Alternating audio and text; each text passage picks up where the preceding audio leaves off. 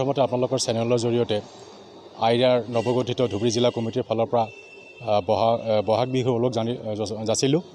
আজি বিলেচিপাৰা প্ৰেছ ক্লাবৰ প্ৰেক্ষাগৃহত আইৰা অসম ৰাজ্যিক সমিতিৰ মাননীয় কাৰ্যকৰী সভাপতি, সাধাৰণ সম্পাদক আদিকে ধৰি বিভিন্ন নেতৃবৰ্গৰ উপস্থিতিত আইৰাৰ ধুবুৰী জিলা কমিটিখন আজি 41জনীয়া বৃহত্তৰ শক্তিশালী কমিটিখন আজি গঠন কৰা হ'ল।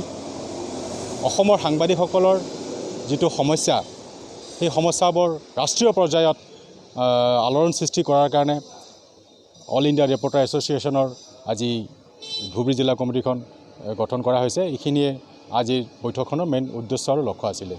নমস্কাৰ, মই Shri Samaren Das, all India reporter এছ'চিয়েশ্যনৰ অসম প্ৰদেশৰ সাধাৰণ সম্পাদক।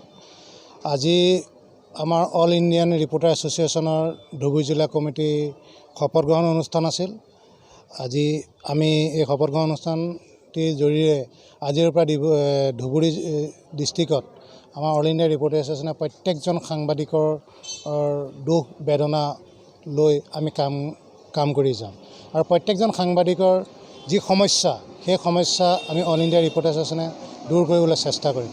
সেয়ে মই কেন্দ্ৰীয় কমিটিৰ ফালৰ পৰা আজি আহি মই ধুবুৰী জিলাখনৰ প্ৰত্যেকজন অল ইণ্ডিয়া ৰিপৰ্টাৰ সদস্যক অনুৰোধ জনাইছোঁ তেওঁলোকে যেন প্ৰতিটো মুহূৰ্ততে প্ৰত্যেকজন সাংবাদিকৰ ওচৰত থিয় দিয়ে।